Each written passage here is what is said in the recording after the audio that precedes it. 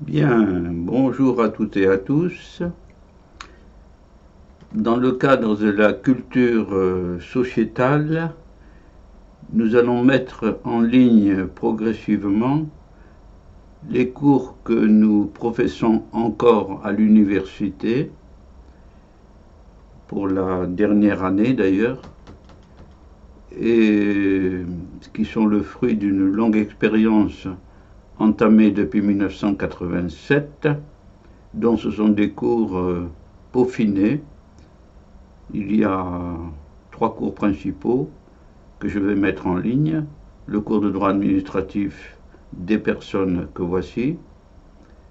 Ensuite, un cours de droit constitutionnel. Et enfin, un cours de droit de l'écologie. Voilà. Donc, droit administratif, introduction.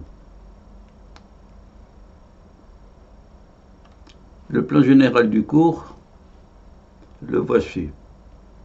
Dans le chapitre premier, on traite des collectivités publiques, c'est-à-dire de l'État et des collectivités territoriales, et dans une section 1, on verra leurs modalités d'organisation. Décentralisation, déconcentration, concentration, centralisation, etc. Chapitre 2. Les autres personnes publiques. On traitera d'abord de l'établissement public, et puis des autres personnes morales, Société nationale, SEM, ordre professionnel, et un cas particulier, les commissions syndicales. Bibliographie. De nombreux points de secours pourront être approfondis par la lecture des que sais-je, dont on ne sous-estimera pas l'importance. Le que sais-je est un ouvrage que je recommande depuis toujours, quel qu'il soit. Il y en a des milliers de que sais-je, sur tous les sujets. Ça fait 120 pages. 120 pages, quand on a 3 journées de libre, ça peut se lire en 3 journées. Ensuite, mémoriser, c'est autre chose. C'est un travail lourd, ça, de mémoriser.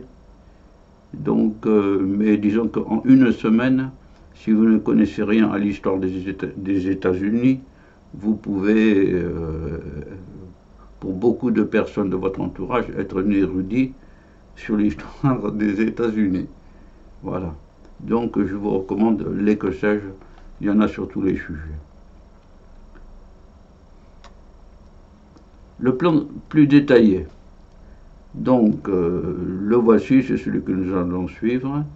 Centralisation, décentralisation, les types de relations de pouvoir de l'État sur les collectivités locales, pouvoir de tutelle, par exemple, contrôle de légalité, etc. Section 2, l'État. On verra l'administration non contentieuse, un ministère, par exemple, le préfet, et l'administration contentieuse, la justice administrative. Section 3, les collectivités territoriales. On verra la commune, le département, la région à titre principal. D'ailleurs, ce sont celles qui figurent à la Constitution à ce titre. Les autres personnes publiques, nous avons l'établissement public, dont on verra les caractéristiques, et je signalerai les commissions syndicales. Je les ai rangées là, bien que ce ne soit pas des établissements publics, mais c'est tellement rare. Il n'en subsiste pratiquement plus que dans les Pyrénées. Voilà, mis à part le Marais Poitevin. Voilà. Et puis, bon. Section 2, les personnes morales de la sphère du droit public. On verra les ordres professionnels, avocats par exemple, architectes, notaires, etc. Et les sociétés d'économie mixte et les sociétés nationales. Et ce sera la fin de ce cours de droit administratif. Je ne traite pas du domaine, car bien que j'ai fait une thèse sur la domanialité privée, je n'ai jamais enseigné, par le hasard des enseignements, je n'ai jamais enseigné cette matière. Note générale, le cours doit donner un cadre de réflexion et de mémorisation. Il s'agit de réfléchir. Ce n'est pas un manuel pratique. Pour tout approfondissement, on consultera les documentations juridiques, bien sûr, et si vous avez un cas pratique, il vaut mieux un spécialiste. Je vous donne un exemple. Peut-on vendre des chouchous, c'est-à-dire des cacahuètes pralinées, sur le domaine public maritime, sans payer et sans autorisation? Faut-il payer? Faut-il une autorisation? Ben, la question a nécessité un contentieux qui est monté en cour administrative d'appel de Marseille, par exemple. Voilà. Introduction. Dans la société, il existe des personnes, la commune, des biens, les chemins de fer, la voirie ferroviaire, et des actes. Par exemple, la concession du droit de vendre des glaces sur l'esplanade des Pyrénées. Une concession qui présente un intérêt distinct des intérêts privés, que l'on nomme intérêt public. Le droit qui régit ces personnes, ses biens et ses actes, est le droit administratif. Le plan, on verra l'étendue du programme qu'on vient de signaler d'ailleurs. Pourquoi ce droit existe-t-il et les caractères de ce droit? Donc, je passe directement à la deuxième question. Pourquoi le droit administratif existe-t-il? Du fait de l'existence première des personnes publiques, qui s'en servent pour sauvegarder leur légitimité. Voilà un mot très particulier. La légitimité.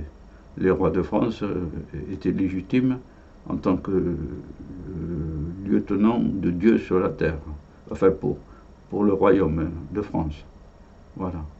Il peut y avoir la légitimité populaire, le vote du peuple. Il peut y avoir la légitimité du temps aussi, le temps qui s'écoule, les millénaires. Cause fondamentale, il existe des personnes publiques d'abord. Depuis la plus haute antiquité, il existe des personnes qui sont au-dessus du peuple. Le roi, le pharaon.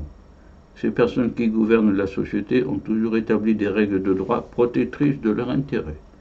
Oui, le pouvoir se protège. Sur ce point-là, je recommande un ouvrage de Bertrand de Jouvenel, nom illustre, enfin très connu en tout cas, et de grande qualité, du pouvoir. Jouvenel raconte la croissance du pouvoir depuis l'Antiquité, pratiquement jusqu'à l'époque actuelle, mis à part la décentralisation pour François Mitterrand et encore en 1982. Cause dérivée. L'intérêt des personnes publiques est présenté comme supérieur à celui des personnes privées. Ouais. L'intérêt public a toujours été présenté non seulement comme différent de l'intérêt privé, mais supérieur à celui-ci. Non, différent, mais supérieur. En raison de rapports de force, le monarque détient la force armée, et ou d'un postulat de légitimité. En principe, c'est les deux qui jouent, hein. La force et la légitimité. Voilà. Point numéro 3, les caractères du droit administratif. C'est un droit ambigu tout d'abord. En France, ce droit est ambigu puisqu'il vise à protéger la puissance publique et d'autre part le citoyen. Alors, c'est la balance de la justice. Pour la puissance publique, jusqu'à la fin du XIXe siècle, la puissance publique ne devait pas réparer les dégâts qu'elle causait. Principe d'irresponsabilité. Oui, le roi ne pouvait mal faire.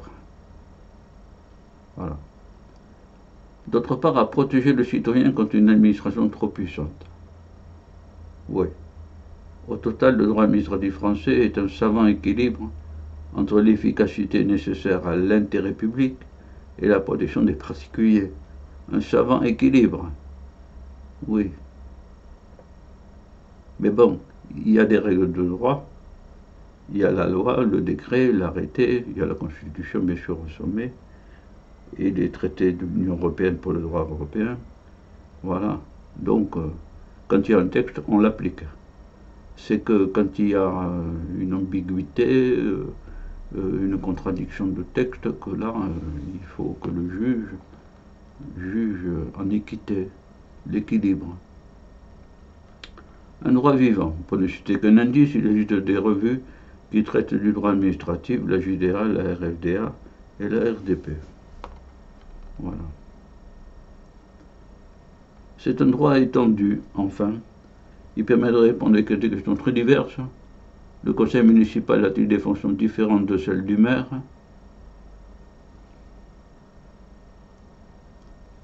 Le maire a-t-il une compétence différente du conseil municipal? Oui, oui, oui. Enfin, ce droit permet de répondre à des foules de questions. Est-ce que j'ai le droit de ramasser des chouchous sur le littoral? Bon. Le maire peut-il interdire une exposition photographique? Là, je fais référence à l'affaire Jean Royer à Tours, qui avait interdit une exposition photographique. Pour quel motif? Les personnes morales de droit public se composent de collectivités publiques et d'autres personnes créées par les collectivités publiques.